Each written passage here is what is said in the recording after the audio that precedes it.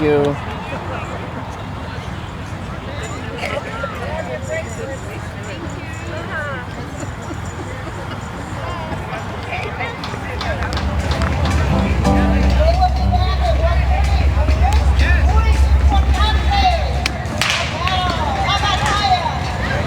Coming to California.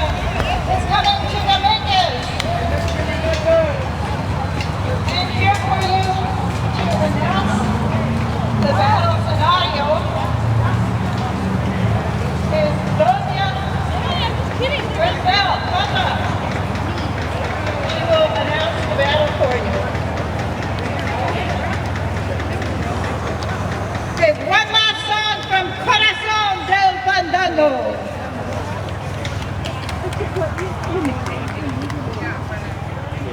Am I in the way? Am I in the way?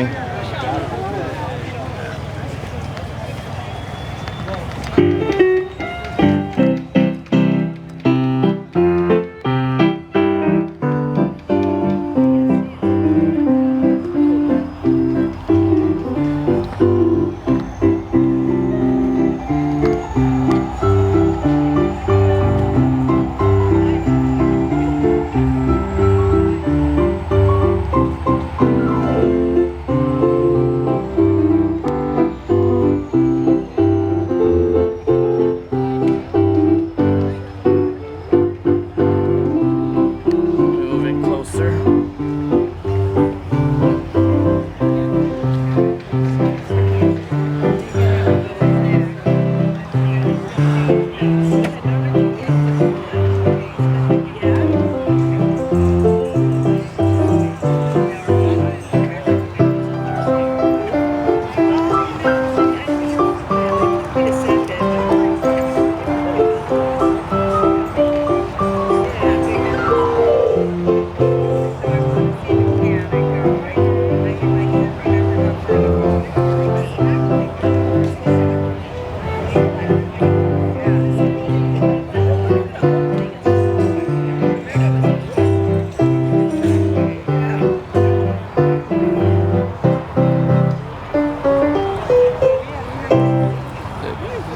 Bravo, bravo! Corazón del Fandango. Bob Altman. Thank you so much, Bob. Yeah.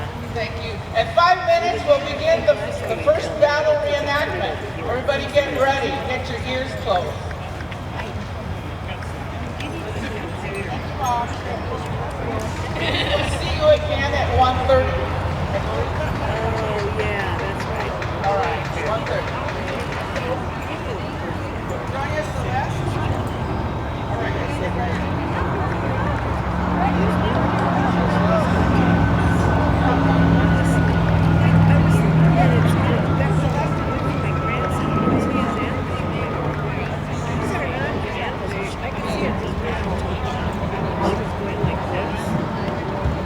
She was going to take it.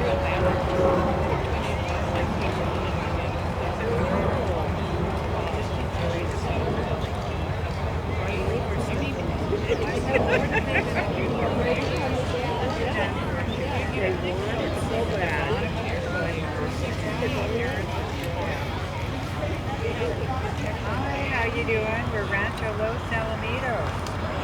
Yeah, you know this other brochure's a really good one. If you want to know where the towers are on land, this right after is going to give you all the information. Bring it to public.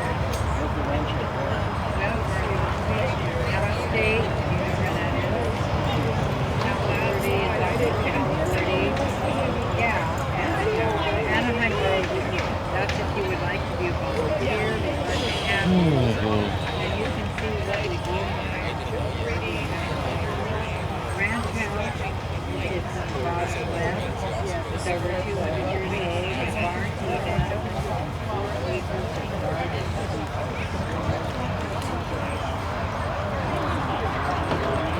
We do.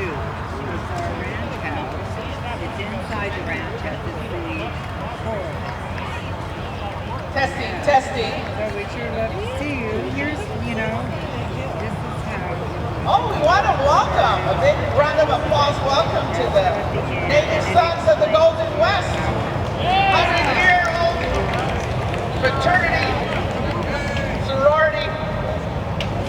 by General Wynn up in Sacramento. Sacramento.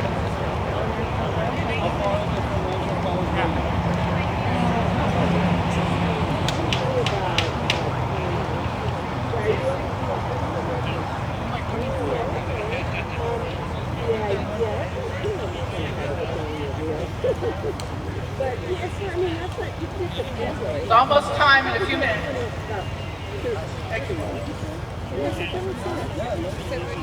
It's over there.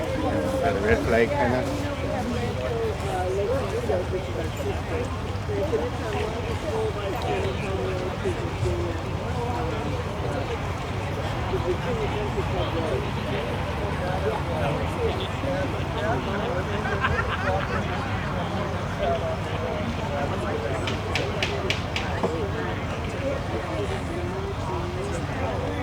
Are the Californians ready?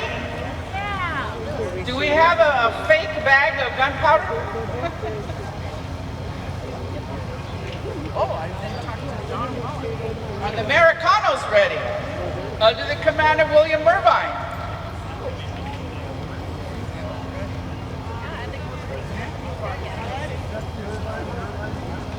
No, a different one. Irvine. Good morning, everyone.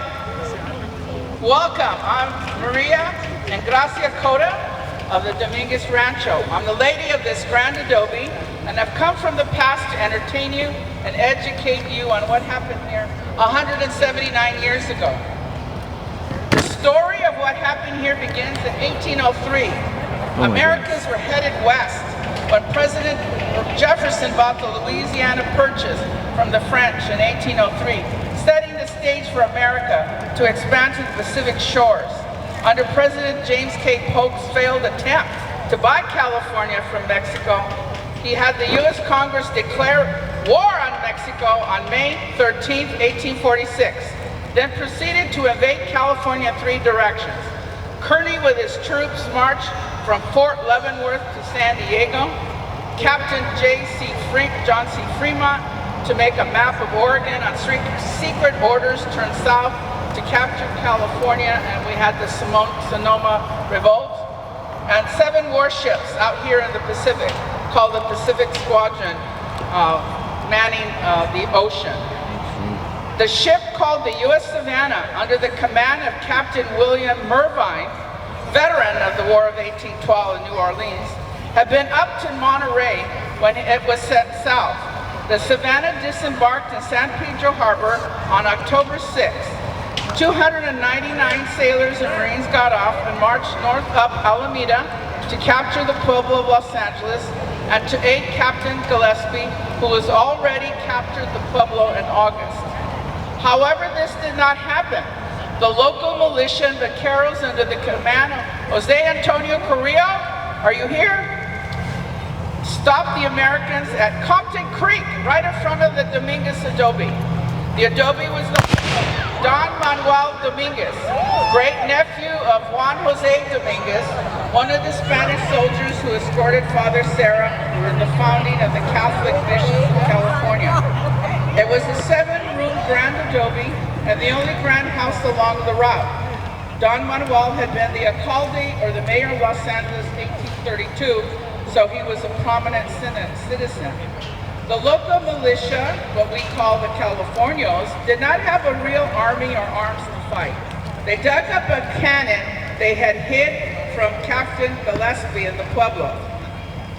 The cannon had been buried in Doña Enocia Cota de Reyes' land on 1st and Alameda.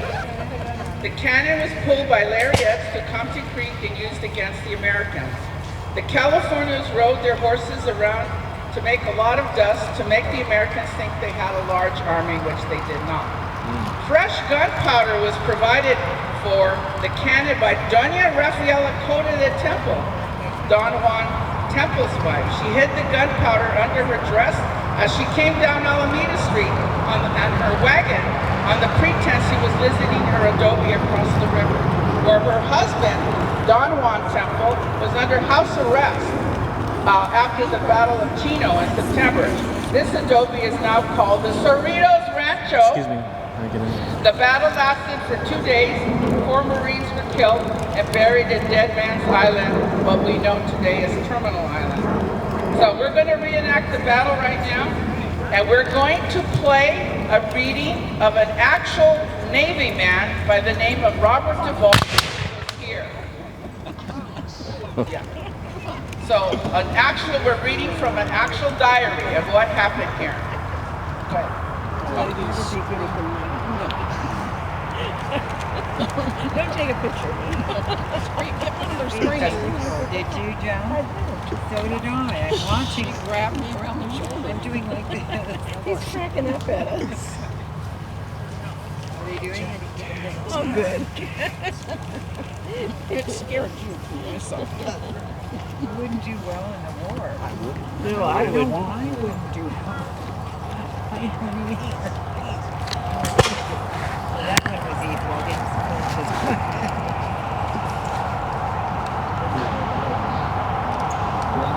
Yeah. The word is gonna happen. Yeah, I They also had a field piece to which was hitched to 8 placed on the road ahead of us. Captain Levine Your husband's thought gonna think you went. it was the enemy's intention to throw us into confusion by using their field gun on us. Most likely loaded with round shot and copper-grade shot, and then to charge us with their cavalry, ordered us to form a green square. This square formation was the order of the march throughout the battle. When we approached the enemy within 400 yards, they opened fire on us and with artillery. I was better with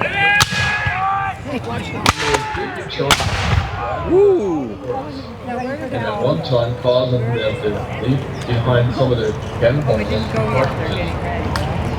The wounds to the definition of ditch artillery horsemen.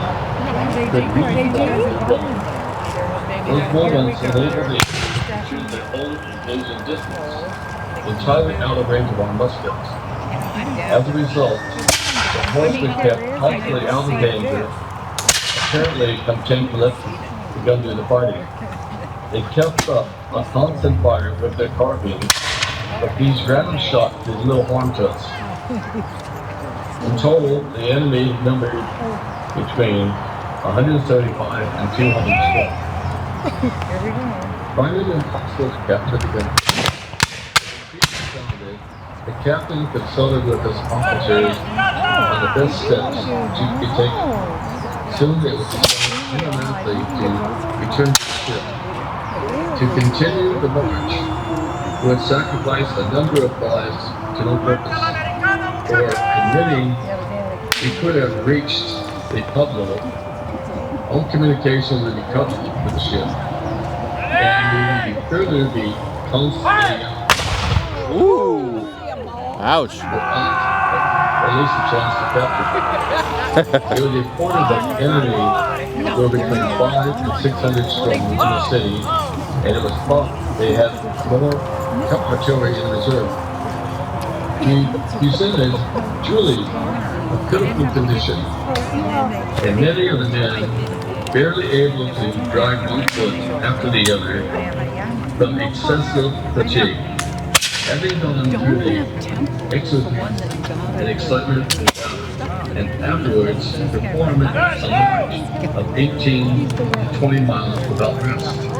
This is the first battle I have ever engaged in.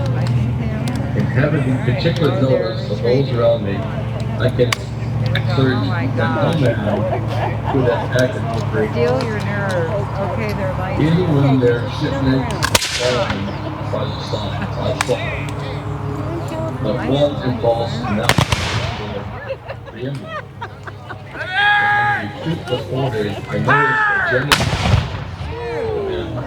to turn their backs. This preceding battle report is respectfully submitted to the force commander by Ensign Robert Duvall, United States Navy.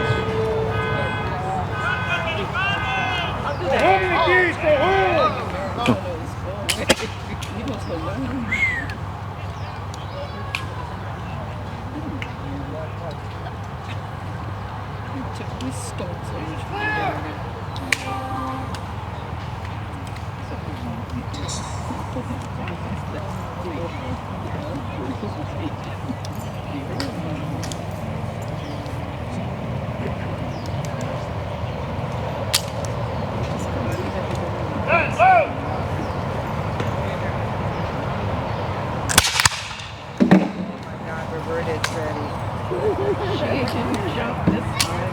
Get ready to don't bet on me.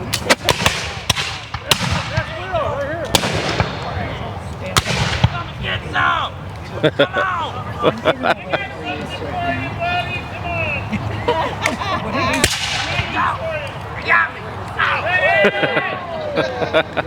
Get the Yankees!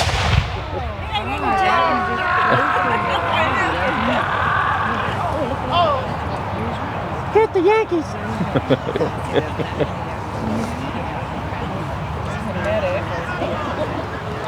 Are you hurt? Arriba!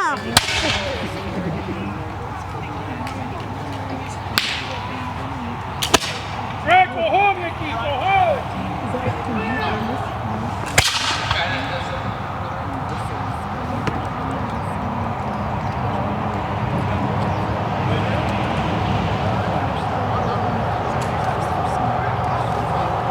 The Americans retreated to their ship. Viva los Californians! We got one more shooter. Viva California! You don't want to retreat. Yeah, because they'll be back. Yeah, I hate to tell you. Don't they want to die like dogs? Well, Flores fled to the Reyes Adobe in Pasadena.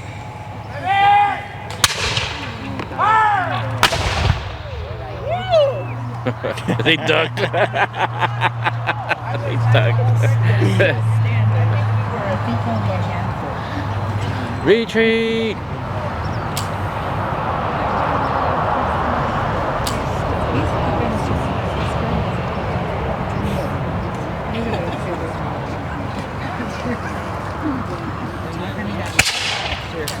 I wouldn't depend on him to. Adios, Yankees! Frank, go home!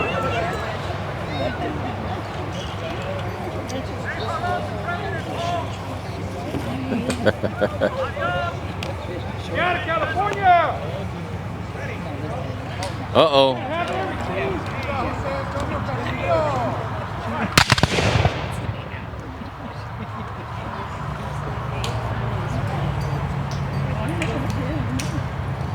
We want to thank all those who volunteered. Oh, here goes another round. It's coming, Roberta. Okay. They're not done yet. In Spanish, una más. Yeah. I don't know, they might have, oh no, they really retreated far now. Yeah. Just see on the 7 shot. Oh, here it goes, Roberta.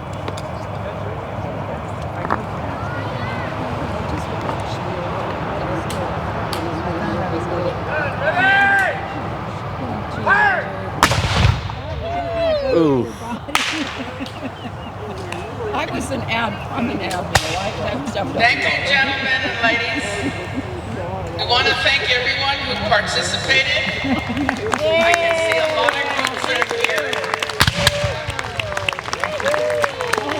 We have full complement of the Marble Battalion. We have Washington Artillery. We have Carson ROTC. We have Gilbert Hurtado and his wife. We have Dennis Carlos, Socorro, Kathy. We have Madam England and the Valley Union Saloon, which actually wasn't. We got Kathy Cass over here.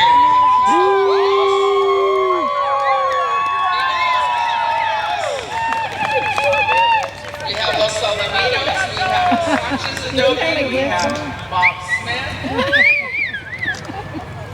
Some representatives of the drum barracks are here. And of course we want to thank John Pollock for being all the way and helping us out. And everybody else who gives their time and their effort. I want to remind everyone at 1 o'clock we have Martin Espino with the music of South America. It's a lot of fun. At 1:30, Corazon de Fandango, Bob returns with live music.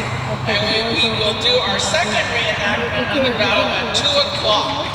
So please don't venture too far. Have a snack and do some shopping and visit our displays. And thank you. You'll hear from me at 1 o'clock. She can't do it.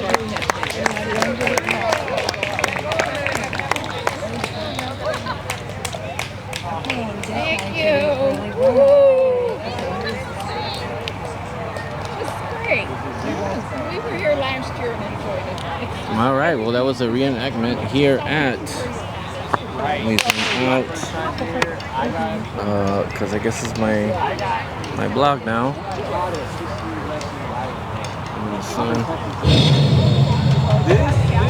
Well, this was another reenactment. The first one I've ever been to at the Dominguez Hills. The Battle of Dominguez Hills here at the Dominguez Hills Adobe. I hope everything was caught on audio. I'm unprepared, but well, first time for everything. So it was pretty cool. We had Union soldiers, the Californians, Spanish Army.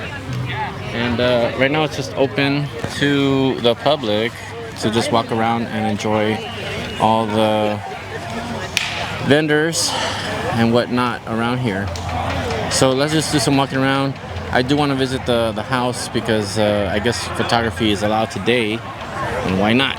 So let's go do.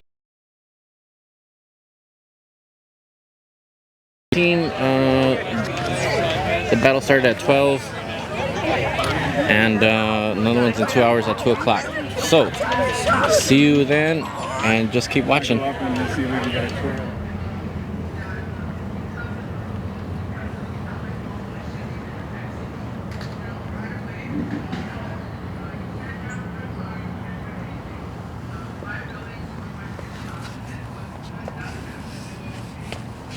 Yeah, it's around the corner right here. Who owns the territory originally, and then of course the Mexican flag, as you know, and then bear flaggers, because for 3 weeks we were our own country. Wow, 3 weeks? I'm sorry. Not quite 3 weeks. I mean, it was slightly less. And then of course we joined America, as you know. In 1850 we became a state, but we were a territory before that. So that's what the 4 flags basically illustrate. Okay. This land was given originally it was petitioned for in 1782 and granted in 1784 because King Carlos wanted to settle Alta California. So they had a 3-pronged approach: presidios, forts, right? Missions, as you all know. I'm sure if you've been raised in California, you know your 4th grade mission project, right? And then land grants to have, and of course pueblos, the little villages that were meant to feed the missions. That was the original purpose of the pueblos. We don't think of it that way because the Pueblo de Los Angeles is its own thing, but that's what they were originally for. So the land grants, this was given to, and we'll go inside and see, this was given to a soldado de cuerda, a leather soldier who was on the Portola expedition, Father Serra. We've all heard of Father Serra. And that's Father Portola. And he was a scout on their mission. And he petitioned King Carlos in 1782, 1784. He was granted 75,000 acres, basically all of them South Bay. I mean, it was huge, but remember there was nothing here. So it was just basically grassland, right? No towns, no nothing. So he didn't spend any time here. He built a home because you had to, and put cattle because you had to. These were the conditions. And spent all his time at the missions, Mission San Gabriel and Mission San Juan Capistrano. He had no children, so the next person to inherit was his grandnephew. And his grandnephew was the one who built, in 1826, built and made the rancho function and built this. So we will see what it looked like, okay? Please follow me. My name is Karen, by the way. If you have questions, please ask. But I only have English, no Spanish. I'm sorry.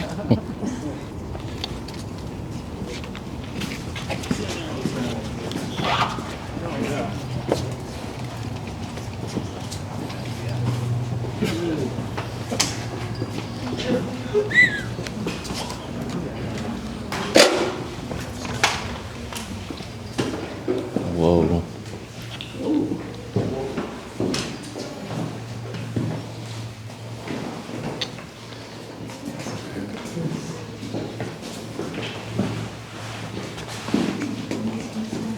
It's a food processor. I know that sounds crazy. Think of the thing that's on your kitchen counter, right? That's it.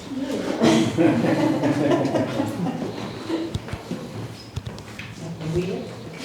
Because I don't want to close my computer. All right. Clearly the kitchen. Used to be dirt floor. Tile was put in later to simulate what it might have been somewhat later. But no cooking was ever done in the kitchen, right? Heat, danger. So the cooking was done, and if you go around, after we're done with the tour, if you go around the back, you'll see the hornos, the clay ovens, right? And the big ollas that look like witch kettles, I hate to say that, but the kids always understand, for cooking. Why were you cooking so much? Because you had, oops. Yeah, come on. Okay. I'm sorry, you're not a kid. Okay. Oh, thank you. You're good. You're good. Turn around. Yeah, so that you can see. There you go. Because you had the family, right, of the patron and his wife, they had 10 children. But you also had all the vaqueros who helped him, so you might have had 50 or so, 50 to 60 people helping on the ranch, their kids and their wives. So you had 200, 250 people you were feeding every meal. Not easy. That's why fairly massive amounts of food were processed. You can see the dough bowl. You would have had 2 women mixing up dough for bread. Bread, of course, a staple. So that's why you would have 2 women pretty much all day doing that. And the size of the food processor, we were talking about it because you were looking at what is that? It's a food processor. You'd put whatever you wanted chopped, and you'd be doing this. You'd have a paddle to load it in. This is what's on your kitchen counter, probably. Okay. But again, your cooking was done outside. You wouldn't have done the cooking inside. And you were cooking for quite a large number of people. Some of you obviously have seen butter churns before, but to let you know, obviously that needed to be done. You also, of course, had no plumbing. So you would either pump or you'd carry water in. And yes, there's a pump, exactly. Behind you, it's not actually a stove. It kind of looks like a stove, but it's just for heating. So you'd put hot coals underneath, right? And they would keep the food somewhat warm for the family, because only the members of the family would eat in the dining room, which we will see shortly, obviously. Notice that everything has been patched. If you got a hole in a pot or a pan, you couldn't just throw it out and go to Target, right? You had to have it fixed. And I'm old enough to remember a tin man coming around to my grandmother's and fixing her frying pans, repairing the holes in them. So this was done even in my lifetime. Yes, I'm old, but even in my lifetime, this was done. Behind you also is a molcajete, and we think that the dark black bowl, we've already, So the next one is in 30? yeah. Is probably Chumash. It probably predates the Spanish. It was actually found here. It was dug up here by students, Dominguez Hills students. Your archaeology program. So you guys are important. Because there are digs here, and what they find, they display. That's, as you probably can tell, the walls are extremely thick. You all know about adobe, right? Bricks made of straw, mud, animal feces, and water. And the water was drained out of it and dried, and that's why you've got the thick walls. My high school had thick walls and no air conditioning. And you know something? It stayed cool all summer. So it was sort of an intelligent way to build. But also there were no trees. So you didn't have wood, you couldn't make bricks, you made adobe bricks. Right? And they were used, I've visited a couple of older properties that are more into my lifetime, and they actually did use them for insulation. So there's bricks in other homes, but hidden away behind wooden walls, but they were used for insulation too. So pretty interesting. Anyway, any questions? Everybody's doing it? Just say no. No. I'll work around everyone. Okay. Yeah, sorry about that. No, it's okay. I move around too. Just a couple of words. That's a peg construction cabinet from England. It had to go across the ocean to Boston, and then to get here, pre-Panama Canal, right? Yes, you know. A lot of people don't. All the way around South America and all the way up the coast, everything needed to have that route. So a lot of things took a very long time and were very expensive. That's why you patched your cookware, and anything that you brought in was kind of luxury, right? So this family was obviously well off, and they were able to do that, but it was quite a trip. If any of you have read, we were just talking about it at the table, the Richard Henry Dana book. Yes, I mean, this was not an easy run. He did 2 years getting around and gathering what was the cash crop here, which was cowhides, and then going back to Boston. It took him 2 years. So this is not, bada bing, bada boom, we jump onto the train or jump into our cars, nothing like that. Okay? All right, let us, so that I keep us on more or less on schedule.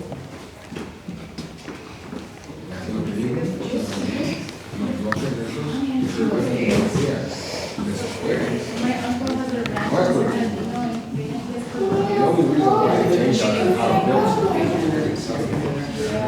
Yeah, I've seen a lot of purple I've never seen. Yeah, It's beautiful. The chickens here are even beautiful. Yeah. So.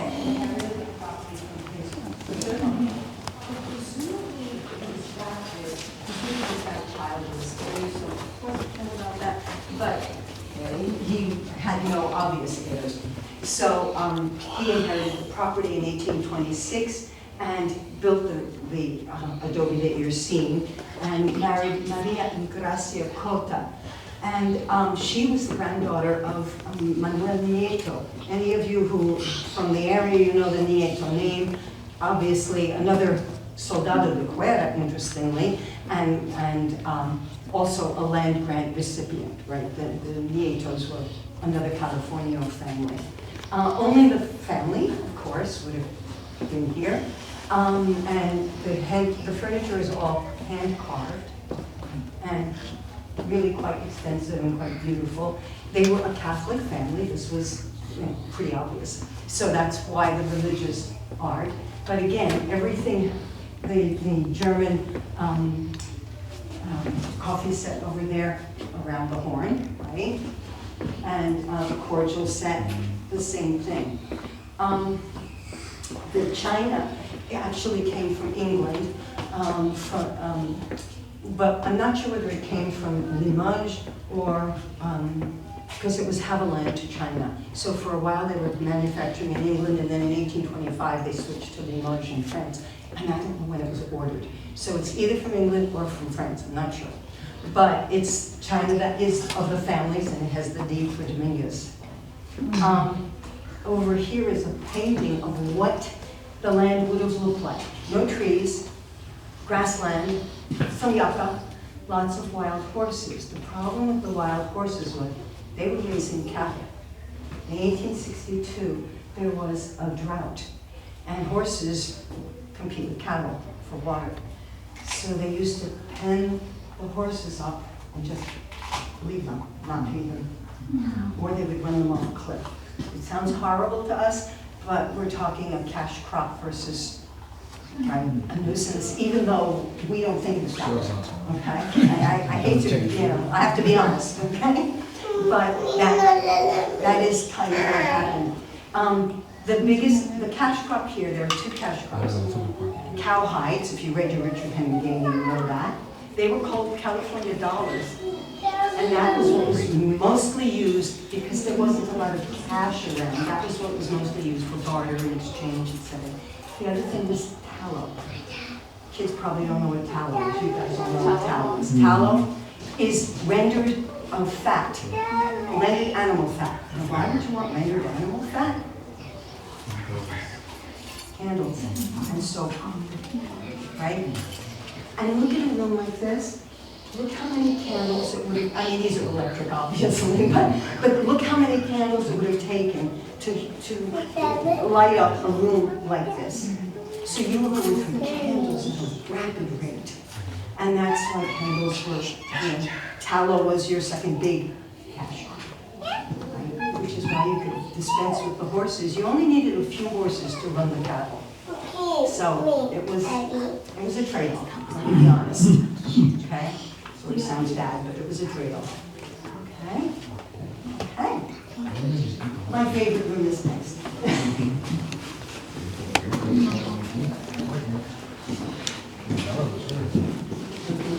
Wow.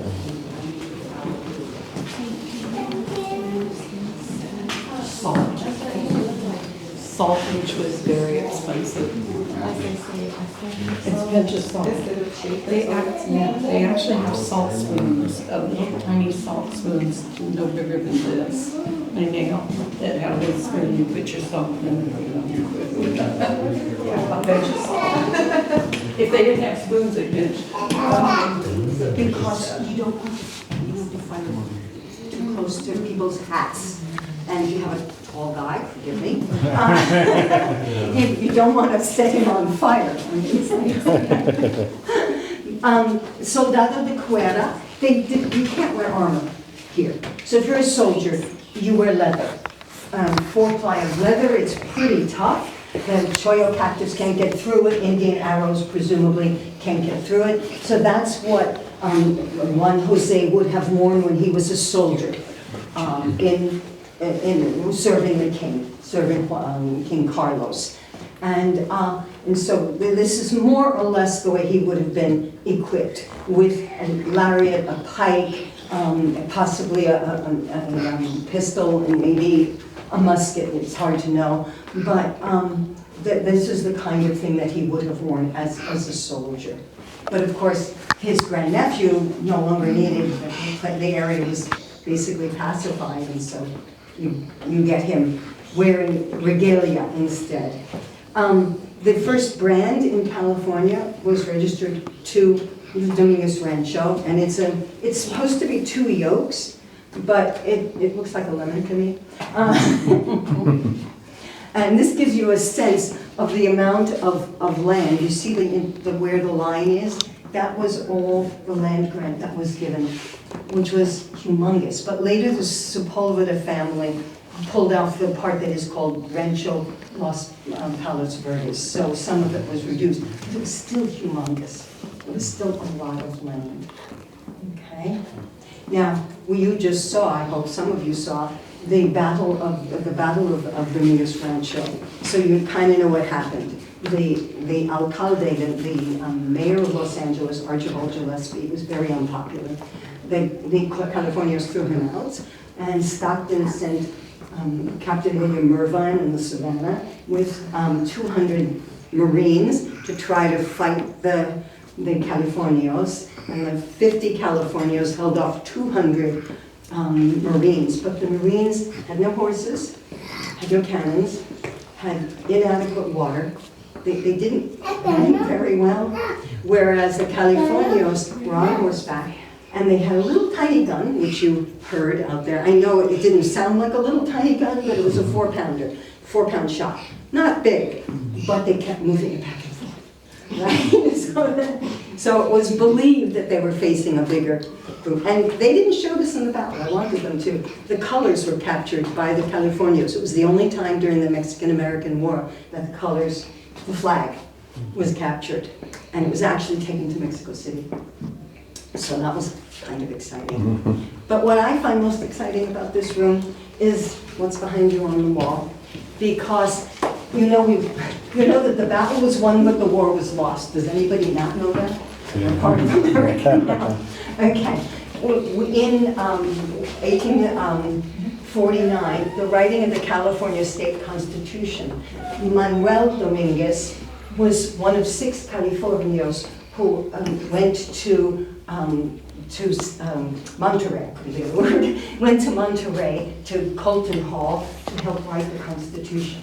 Now he did, to me, 2 very, very important things. He made sure it was in Spanish and English. So he made sure that half the state who didn't have English would understand it. And the second thing he did was make sure that women could inherit. Because in many states, following the Code Napoleon, women could not inherit land. So your land, if you were a woman, would be your father's, and then it would be your husband's. That's it.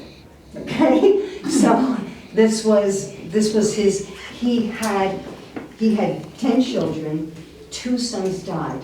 One died at 21 of tuberculosis, the other died at 23 of a riding accident. So he was left, and two little girls died.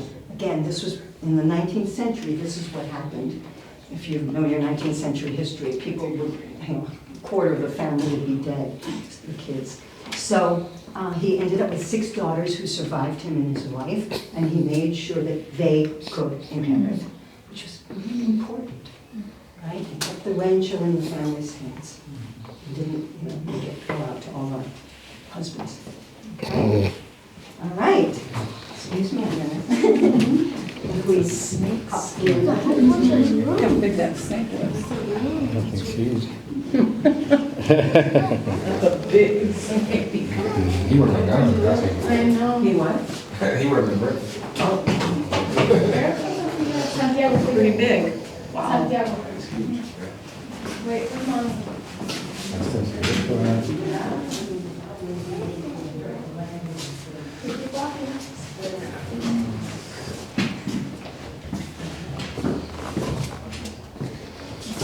Hector, the one I'm sitting with at the table, Go ahead. has actually gotten this thing to work, which you can see the old tulips.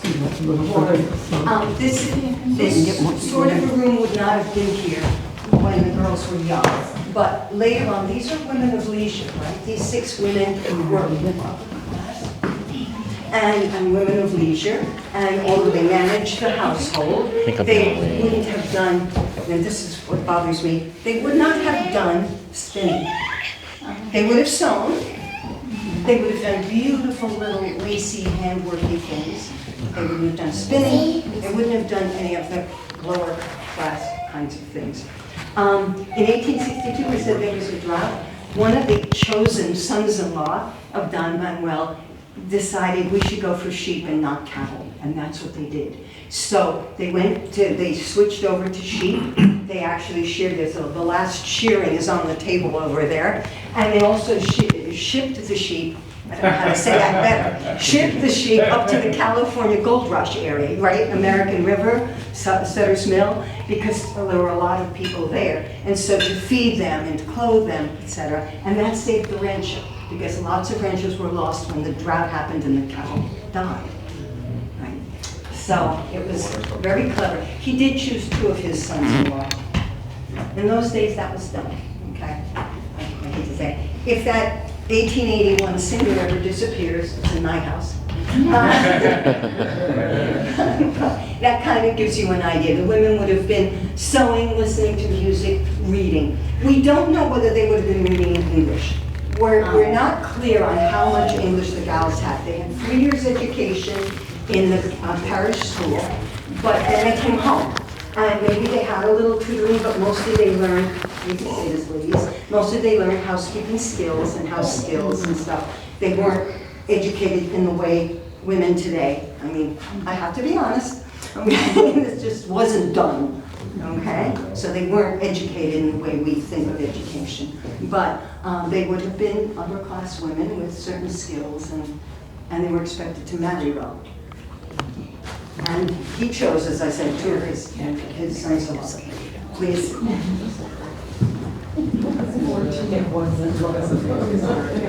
Oops, sorry.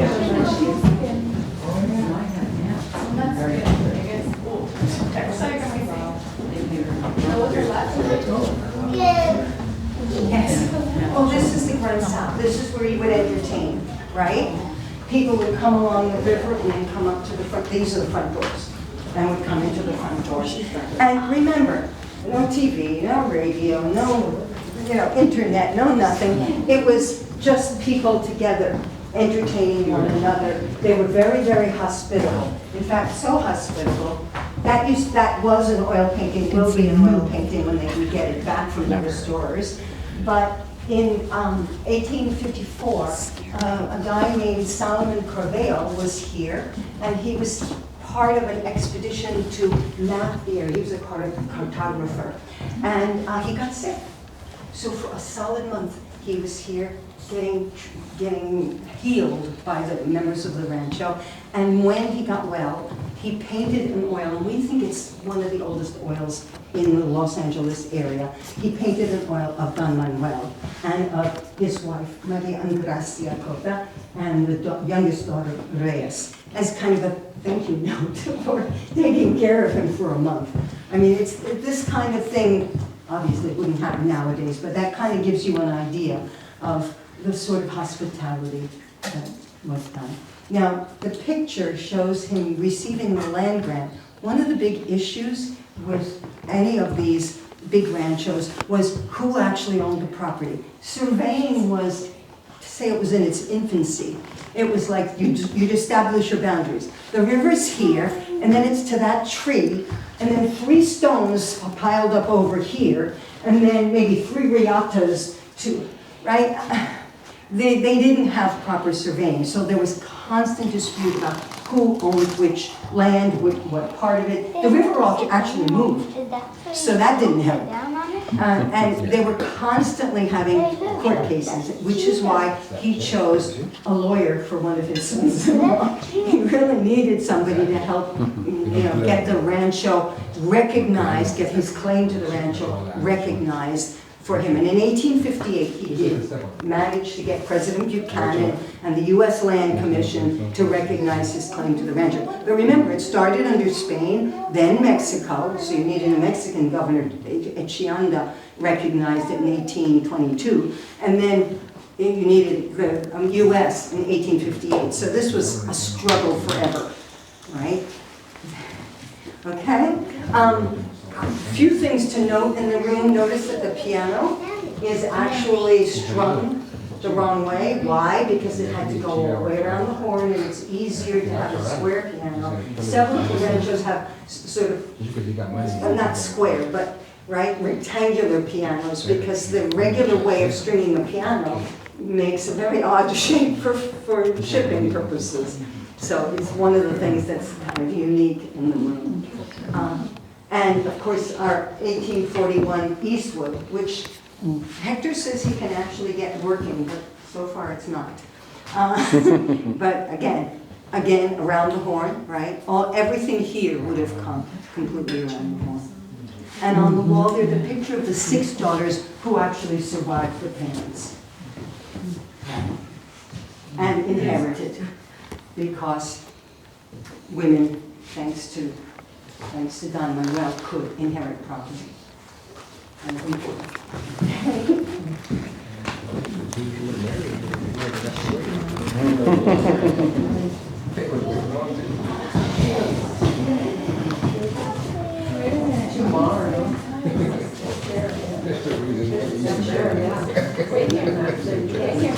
Go ahead.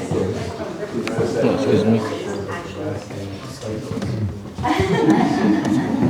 But it doesn't look illustrate, please come through as much as you can. I know some of the rooms are fairly small, and it makes it difficult to get everybody in.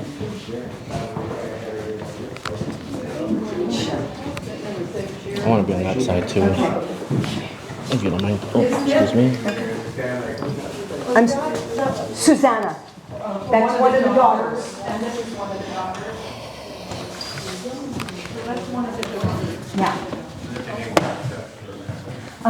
Typical sort of bedroom for the time, 4-poster bed, naturally. No heat in the house, so you'd use a bed warmer, you'd put hot coals, and you'd run it between the sheets, right? Do any of the little kids know what that is, the little white thing? I know you adults do. Bedpan? Do you know what it's for? Yeah. Do you know what it's for? I don't know what that little, White pot is for? see it? Do you know? You don't know what it's for? There were no toilets in the house. And you don't go out at night, right? Because there's no light and there's no protection. So this is what you use at night, okay? Called a chamber cot, or a gazunder if you're British. And anyone know what this is likely to be made of? You ladies would know. Hair. Human hair. Human hair was a very common work of art, both in England and here. And people used human hair to make, and this is the kind of thing the girls would have done. They wouldn't have done spinning and stuff like, they would have done delicate, fancy kind of work for display, right? What can I say? Again, no plumbing, so you're washing up in the morning with a laver and Batman picture, and Jason. And a foot bath. This is a foot bath from England. You were on horseback all day, right? So you're muddy. And in order to get into bed, you would probably want to wash yourself. Behind you here is a trunk. And it is actually Manuel's trunk. He did a lot of traveling, right? He was going up to do the, he was alcalde of Los Angeles for 3 terms. And he did quite a bit. He was down in San Diego. He was up in Monterey. And his trunk would hold his clothes, but notice that there is a soft leather, because you're riding in wagons that don't have springs, right? So can you imagine, I mean, we get in a car, we get proper, but they didn't. And so riding in a wagon all the way even into Los Angeles or up to Monterey would have really taken its toll on your back. And I said, glad we live now, never mind. The marble on the dresser and the vanity indicates that this was a very wealthy, it's Italian marble, a very wealthy family. But notice that armoires everywhere, nobody did closets, it just wasn't done. So all clothing and stuff was stored in armoires, okay? And that's actually an Indian bowl. It's actually a woven bowl, and it can hold water. It's that well woven and that tight that can hold water. So it is impressive. That was before they did pottery. Then they did pottery. But this was the woven bowls preceded the pottery. So yeah, okay. Sorry, we kind of need to advance.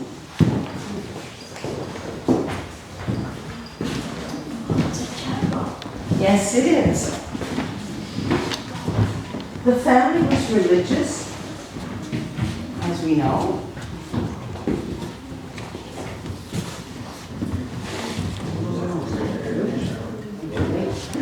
Somebody's going to be coming in on this side.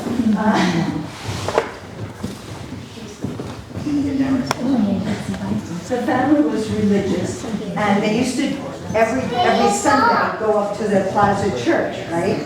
But that's 17 miles, so think about it. Either on horseback or in a carriage, 17 miles up to the Plaza Church, 17 miles back every Sunday. When Manuel got older and his vision started to fail, they asked for permission for the Claretian fathers to do Mass for him here.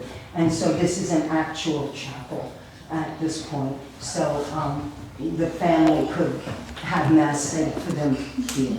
And what always interests me here is the 2 chasubles, which a priest would wear during Mass. One of them to me looks extremely Spanish, And the other one to me looks a bit more indigenous. Nobody's ever said that to me. A bit more what? Indigenous. Oh, yeah. Don't you see a kind of a difference in the Definitely. head? Yes, exactly, exactly. And again, because part of the purpose of the missions, obviously, was to convert the indigenous population. I know it's not popular to say that, but that's what they were doing. So, yeah, I mean, And working them. and working, we have to be kind of honest about the past, even though presently we find this stuff a little distasteful, but I mean, I have to tell you what's real. I'm not gonna lie. The oil painting was commissioned in Rome and is a beautiful painting, but it's of the wrong San Pedro. The San Pedro of Alexandria was the patron saint of this property, and that's St. Peter the Apostle. You can probably tell by the keys. But because it's a beautiful oil, and because you couldn't send it back, this wasn't Amazon, we have it displayed. I'm sorry. Just to give you an idea. Okay. Now this is the last. This is the last room of the original adobe. Afterwards, things were added on in 1907, but they were done with wood and lath. They were not the adobe walls, so you'll see that. The walls are, you know, kind of like the walls we expect in a home, not the thick walls that the adobe has.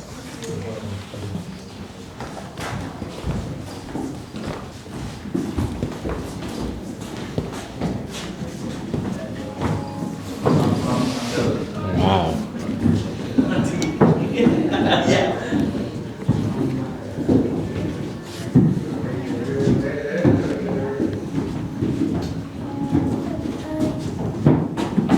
The music is real, you're not imagining it. I've never figured out how it starts.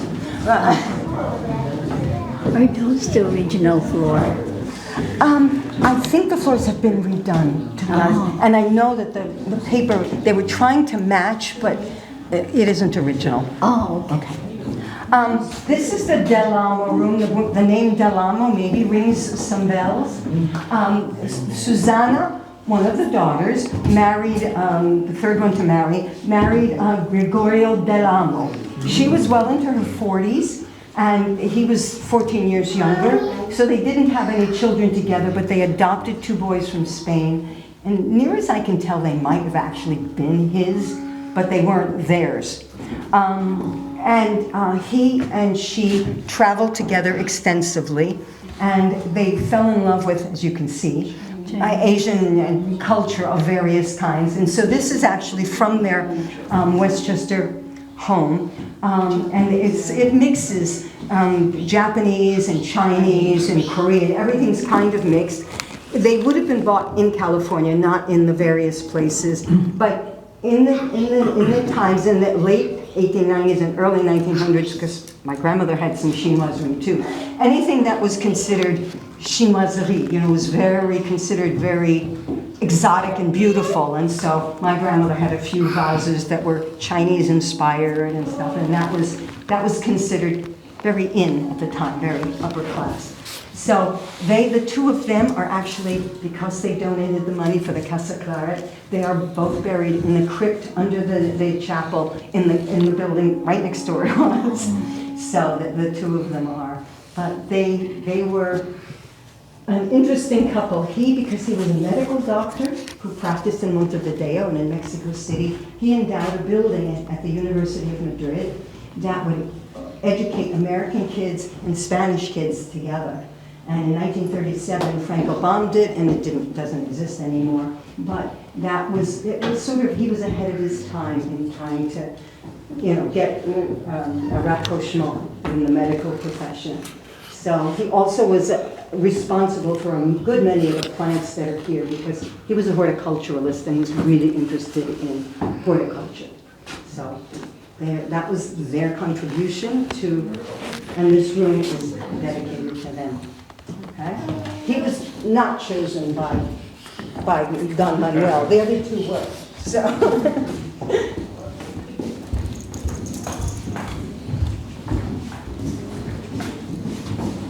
Wow. Thank you.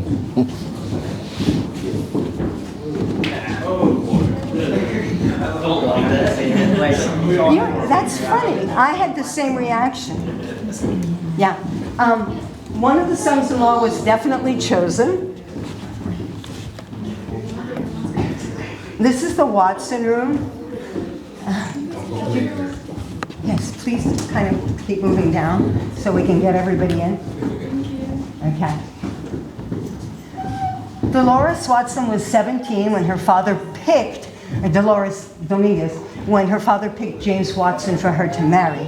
He had been he was a soldier and he was a Texas Ranger, and even though he was my height and weighed less than I do, he was considered quite robust and could take care of her. So he was chosen by Manuel to be a son-in-law, and he married Dolores, and they had 14 years together, and he died, and she was left for 50 years a widow. And she was the last one to live in this home, and this is the bed she actually died in. And in 1924, when she died, the home was given to the Claretians, and they turned it into a seminary for their kids, for their students who wanted to become missionaries. But that is an actual dress. Remember, a woman of that generation, once widowed, never got out of black. That was, especially Catholic women, but in general, okay? That's her kneeler and her book. And those are dolls that she actually gave to her great niece. And they're Simon Halbig dolls, and they were, of course, quite expensive. Some of the guys here, they sort of look, and yes, I find them creepy too. But they were very expensive, and they were, that was what was done. Notice I said that the women of the family would have done very delicate work. The lace work that you see, that was done by Dolores. Okay, so that's the kind of thing these ladies would have done. They wouldn't have done, weaving or spinning or any of that stuff. But this kind of gives you a sense of what their life was like. And they lived in Wilmington, and their 4 sons. One of them apparently, and I only just found this out today, one of them was murdered quite young, Patrick, but in a kind of a bar fight of all things. But the other 3 went on to have some success. And all of them, except for the eldest one, were named after Southern generals. So you kind of know where James Watson's and who's laid. And this is the home that they lived in Wilmington. So, yes. No, all the homes of the next generation have been destroyed, unfortunately. Yeah. I know. It's kind of a pity. I'm especially sorry that the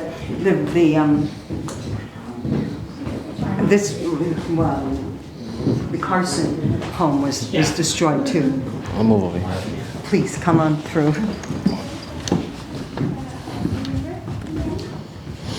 The next daughter to marry was Victoria, and she was 15. And that wasn't uncommon at the time. I know, we go, she was 15. But at the time, right, these were not women who were going to head off to college, right? Sorry, I don't mean to single you out. So, 15, she was married. And she was married to George Carson. And he was also picked because he was a very good businessman. And he actually helped Don Manuel run the rancho. And he was the one who suggested, let's change to sheep when there was a drought. And because he was so integral to the running of the rancho, when they married, Don Manuel gave 14 acres next to the adobe, and they built a Victorian house. And they went on to have 15 children, 8 girls, 7 boys. That's what happened when you liked your husband. I'm sorry. There was no way not to. Okay. I hate to say it. But they were very modern, okay? There's a typewriter and a camera and a telephone. And my favorite thing in this room are the gasoliers. The top is gas and the bottom is electricity. Oh. I was raised in a gas home for the first 5 years of my life. Yes, I'm old, but And then we moved to a home that had electricity, but gas was the thing. right? I've been asked, and I don't know how they get up there, but there are valves, so apparently you could turn the valve. Okay, I don't really know how they managed it, but I do know that the gasoliers were a sign of modernity, because you could show people that there was electricity sometimes. So, I know. We don't think like this, okay? All right.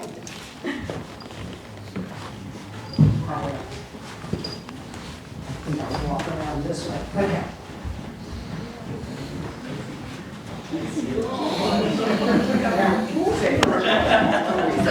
Clearly not part of the original rancho, but this gives you a sense. This is the rancho, and this is the Victorian house that was built for Victoria and George Carson, which no longer stands because the last family member moved out in '69 and it was destroyed. But they did host, in 1910, we hosted an international air show. In 1909, there was an air show in France, in Reims, and it was won by an American named Glenn Curtis. And because he won it, they said, you can host the next one. So he asked the sisters, the 5 surviving sisters, if he could use the rancho, and they did. So in 1910, from January 10th to January 20th, we had an air show here. And there were 6 balloons, right, hot air balloons, and there were 9 dirigibles, blimps, basically, dirigibles, and 43 airplanes, of which only 7 got off the ground. This was the early days of flying, right? 1903 was Kitty Hawk, right? The Wright brothers and Kitty Hawk. So you're talking, what, 7 years later? And we think that maybe the fact that so much of the air industry came here was partly because of the air show. It got people's interest going, and maybe it caused some people to be here. And apparently there was a flying school here for a while. So it just kind of gives you a sense that that's bringing us now into the 20th century. Okay, but just to kind of give you a sense. And there is a picture here, it's really hard to see because of the lighting, but of 3 of the surviving daughters witnessing the air show in 1910. So this was kind of bringing us into the modern era. Yeah, those 3, exactly. Okay. Mind you, they were older women by needless to say. I mean, Dolores was married in 1855, so 1910. Okay, thank you all for coming on the tour. We're This was a little house. This was like I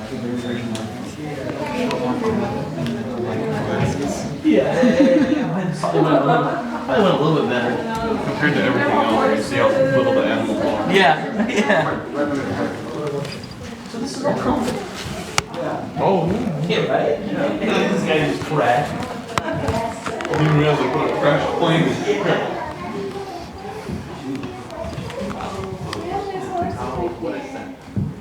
What is that? There's still active. We're a foundation now. And they're very active. Thank you. They were good. They were great. It's hard. Oh, I know. They get bored. Thank you so much. Sure. My second question was, does anybody know? We're going this way. I find it the professor to get out of here. Right when I saw those, I'm like, no. Yeah, Oh, it's amazing. Yeah, so you're telling me this lady died in here and now she's in one of these stalls? No thanks. Yeah, no thanks. Yeah, no, it was just every single one of her reactions was just like, no. I stole some of the hair, you want it? Here you go, buddy. Put it in your pocket, it's yours forever now. Yes. She's going home with you. I'm going back to half an offer right now. No, please. It's my Yeah.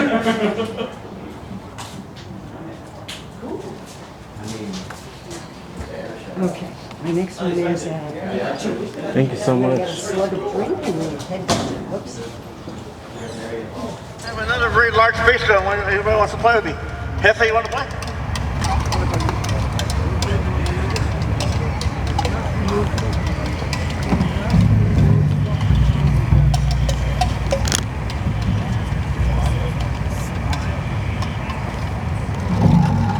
So, why do I always end with the Mayan thing? A lot of these people, the music that we did, is a hunter-gatherer people that are living out in the forest, looking every day for food. When you spend your day walking around here looking for food, you spend a lot of your day looking. And if you're lucky, that's why these people had hunting songs to hopefully wish themselves luck. And but then you have other places where there's cities where they started to farm. When they started to farm, they developed agriculture and developed cities and stuff like that. There are some new theories about that, though. We can talk. I'll be happy to talk to everybody about that later. But anyway, let's take Mexico, for instance, and many places in South America. If you're not living out in the forest daily looking for food, you probably live in one of the cities. So think of it just like right now. It's just like here. We live in a city, but if you go out to the desert, you're going to be hunting for food. You'll be living.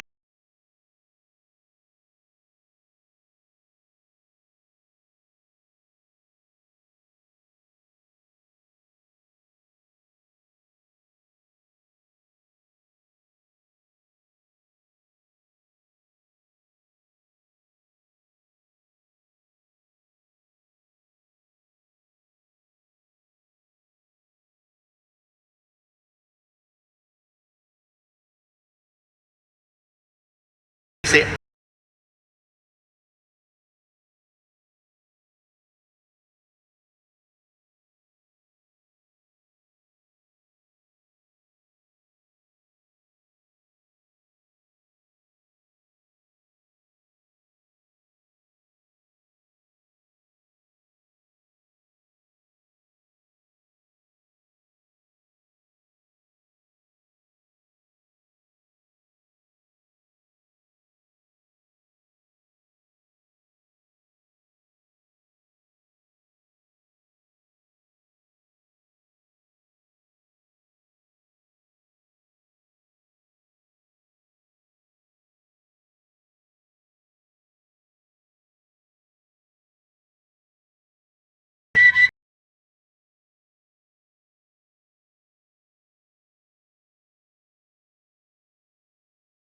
the little guy.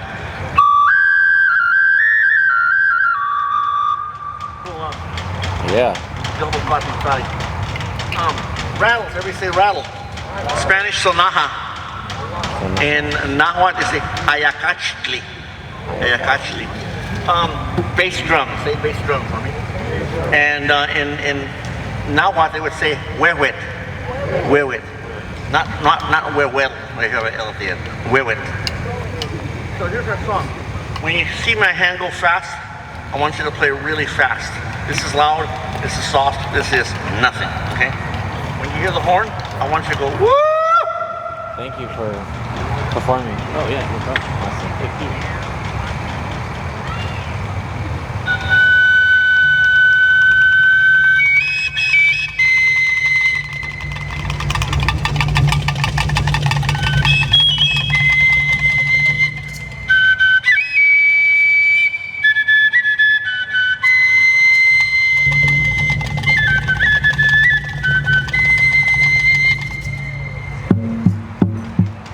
Voices, no instrument yet.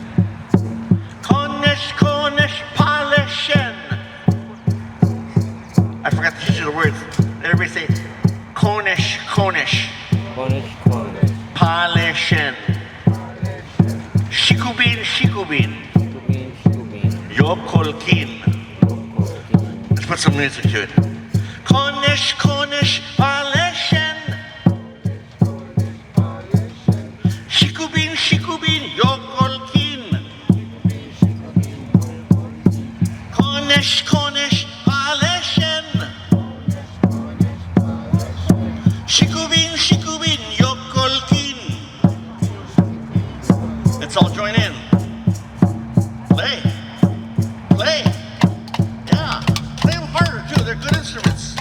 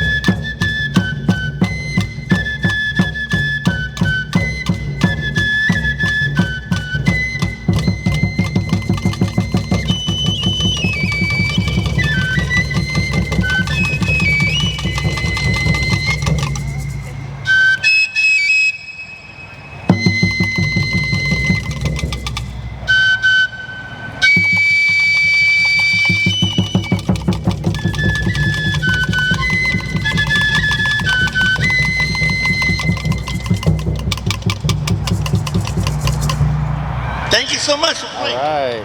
Appreciate it. Hope I taught you a lot. Thank you.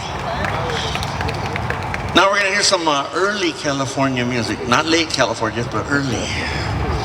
They were on time back then. All right. What's the name of your group? Corazón del Fandango. Este grupo se llama El Corazón del Fandango. All right, the heart of the fandango. Early California music. Listen to it. It's what it sounded like back in the when? In the 1800s? 1830s, 40s. The music of the ranchos. Okay, so the music of the ranchos, that when all these ranchos were in existence. Yeah. Music of early California. Listen to it. It's part of our history. Yeah. You're welcome.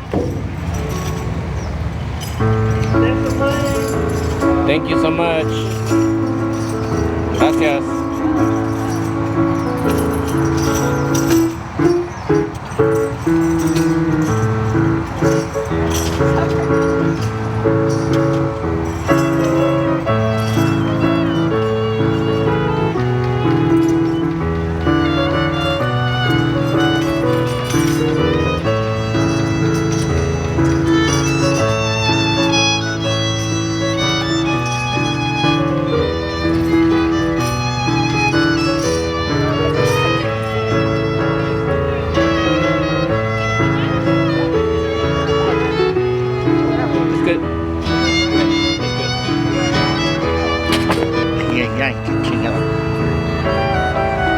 Disconnected the power.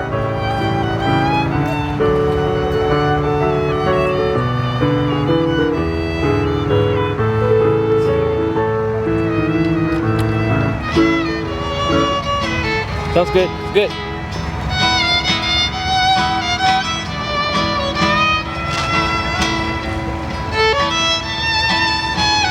You can hear it. Yeah.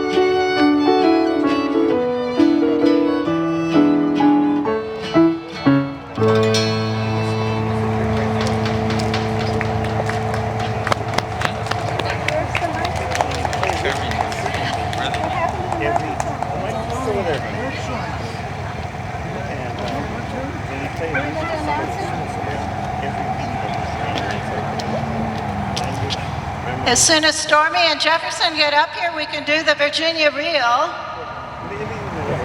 In the meantime, Corazón del Fandango are going to play another song.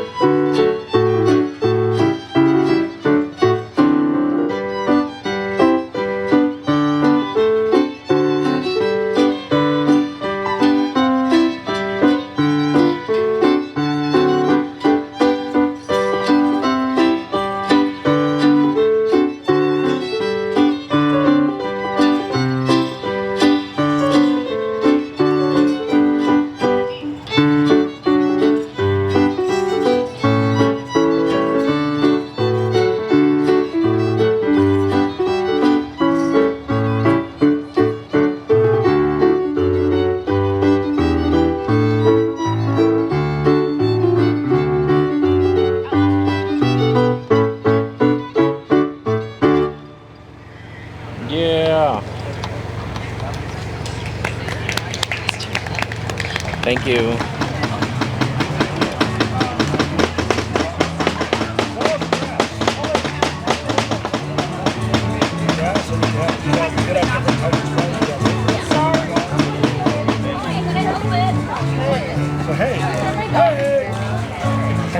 Yeah,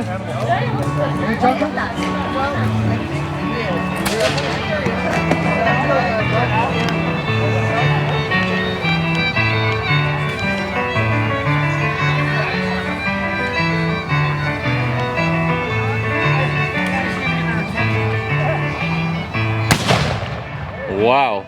Got my attention. All right, part 2. 2 p.m. reenactment. Here at the Dominguez Hills Adobe.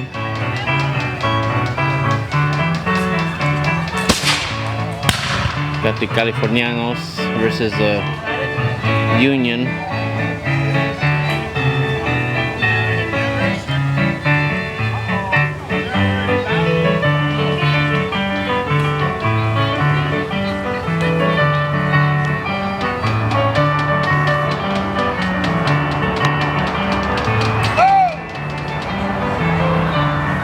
Loading.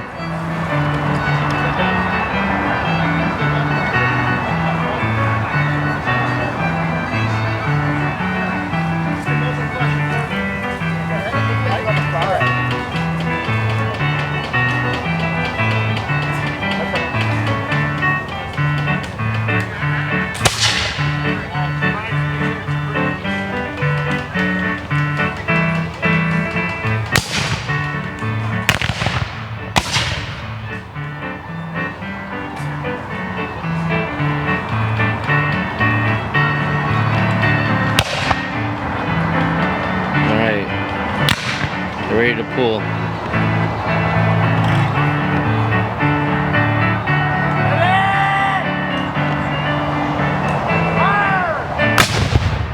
Ow, that hurt my ears.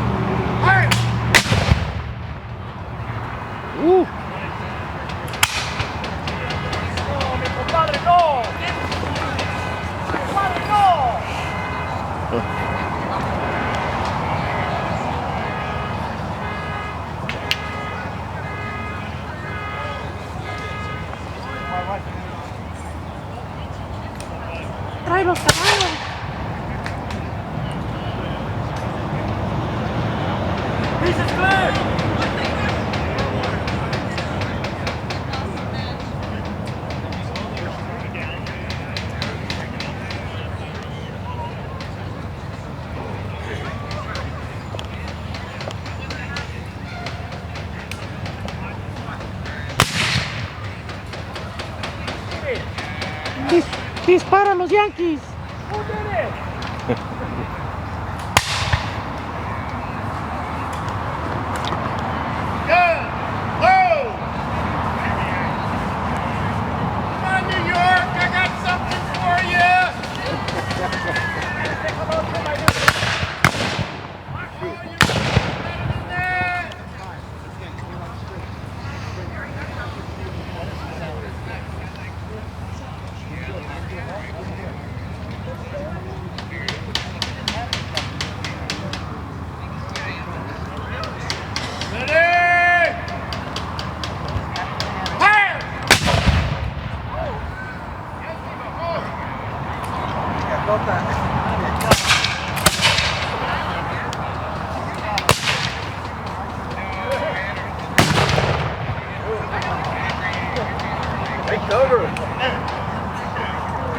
Hey, you gotta be in the battle too. Those are all cadets playing dead bodies out there. Beach is clear!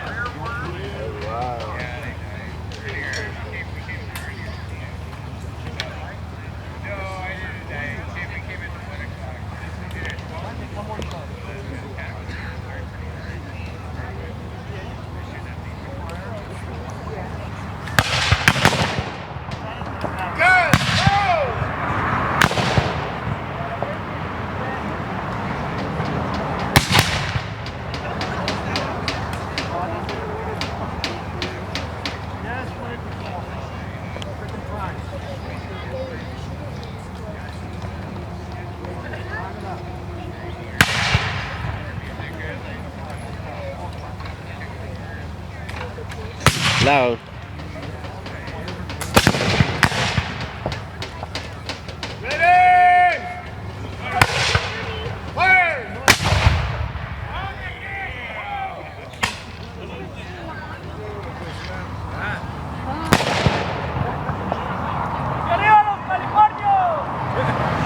¡Arriba!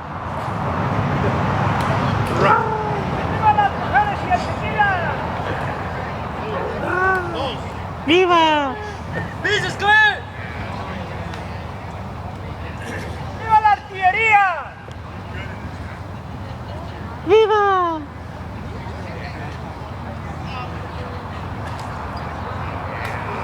Vivo.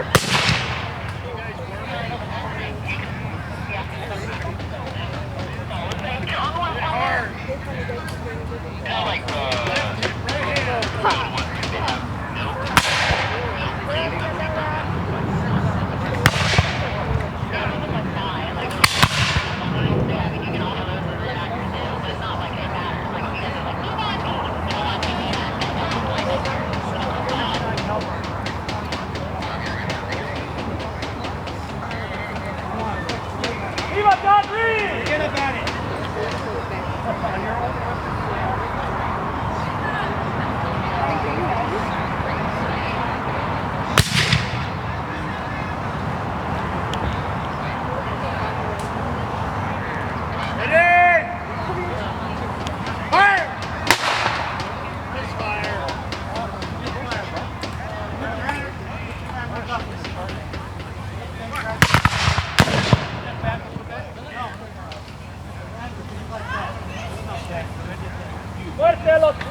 muchachos!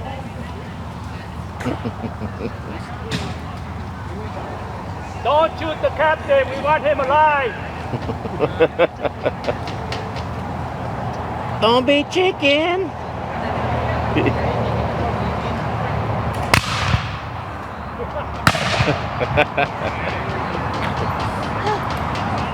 ¡Viva los tacos! De asada. Yeah. Oh, damn. That one's imported.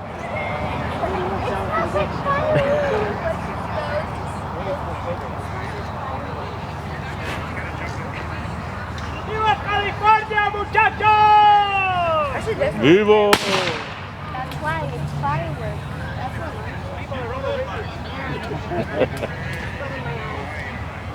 oh my God!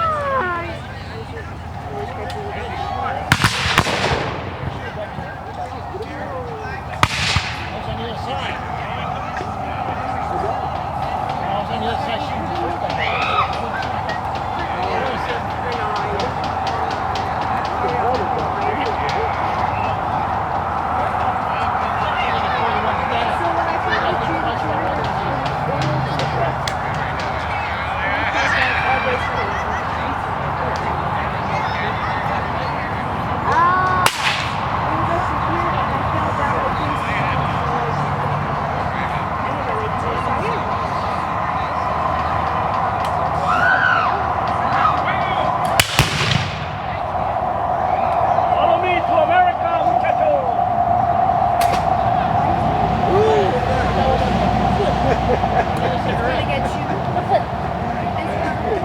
¿Qué pasó, cabeza?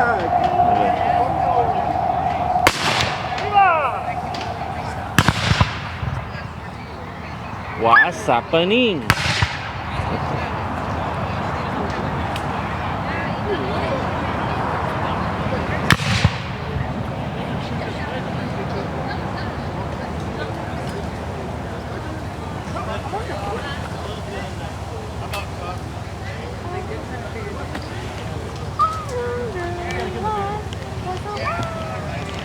Don't shoot the Capitan, muchachos!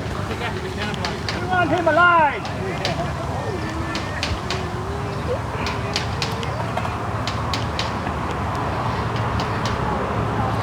He has a nice uniform.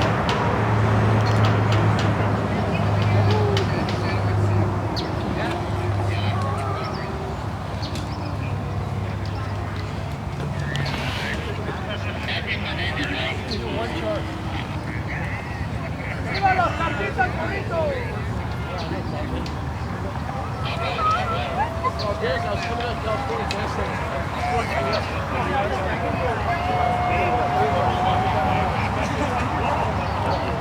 ¡Viva la suegra!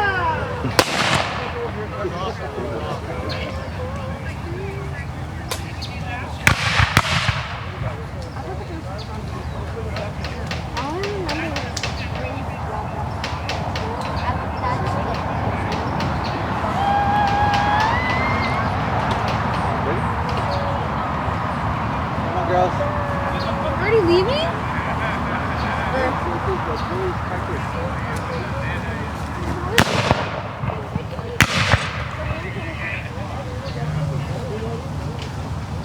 ¡Viva el Kentucky Fried Chicken!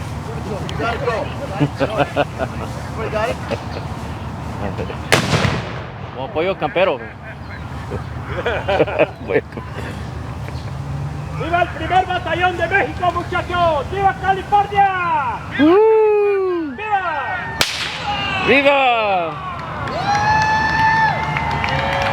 ¡Viva las mujeres y el tequila!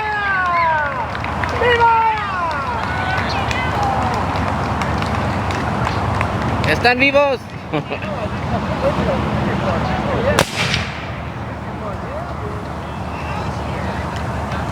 ¡Viva Dennis Carlos!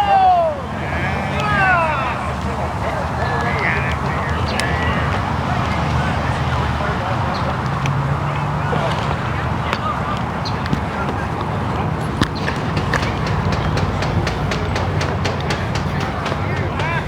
You guys just won your Battle of Dominguez Hills. what are you guys gonna do next? We're going to Disneyland. Woohoo! We're going to Mexico. We're already in Mexico. Yeah. We're going to sort of cut a yeah. Mexico. By the way, did you know that the Mexico. the owner of this ranch? I don't know. One of the 48. No, I was unaware. After the loss, the battle was over and they signed the peace terms. Yeah. Okay. Rancho Dominguez, the owner of Domiguez, he actually became one of 48 landowners that went and required the U.S. to make this a state. Wow. And they got it. What year was that? Well, 1848. 48. And then the 49 became a state. That's the way it's 49ers, so Dominguez was okay. part of the 48 guys who own land, and Californians who own land, that got together and basically it was asking the United States, make this a state. Great. When they made the 49 in the gold rush, how funny that they invaded Mexico and right next day they found the gold. I know, it's true, right? Interesting. They didn't. Everything happened before the gold was if found. Antonio de Lopez de Santa Anna knew there was gold up in them hills, believe me, they would have a bigger war. You ask most people, when was gold discovered in California, they'll tell you 1849. Why is that? Because they think of 49ers. Yeah. It was 48. It took a year for the word really get out and people would travel here. And that's why the rush was in 49, but the gold was in 48. Right. I guess that's what they call they must have called it democracy at the time. Yeah. But you gotta love it because the Hispanic population versus the Native American population, they hated each other. And they were like so happy the Americans were, they each one complained to the other one about the other one. Of course. Mexicans went to the Americans, they said, watch those Indians, they were trying to steal my land. Yeah. And the Indians said, they stole my land, you gotta help me get it back. Yeah. When they came out here, that's what they got into. And they realized, what the hell did we just get into? That was the kind of problem. But then Lincoln made the land grab, huh? Yeah, but Lincoln made all the missions go back to the proper church, back to the church, which was a good thing. Oh, there's the flag. Yeah. We have to go out for a picture. Come on. We have to go out for a picture, guys. I was ready to see a picture.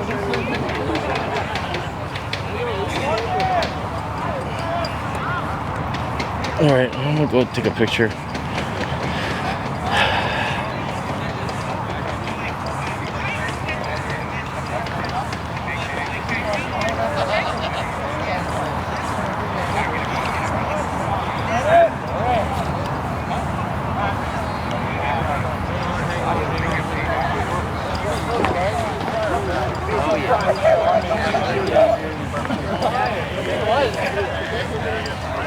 It would have been funny if I saw it.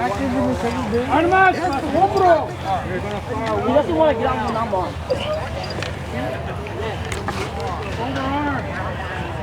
Shoulder, arm. Left flank, left face. Forward, mark. Sorry. You guys want to move down. Move over to the shade here. Jack man, hold. Left track. Yeah. Alto. A la izquierda. Izquierda. Yo no hablo.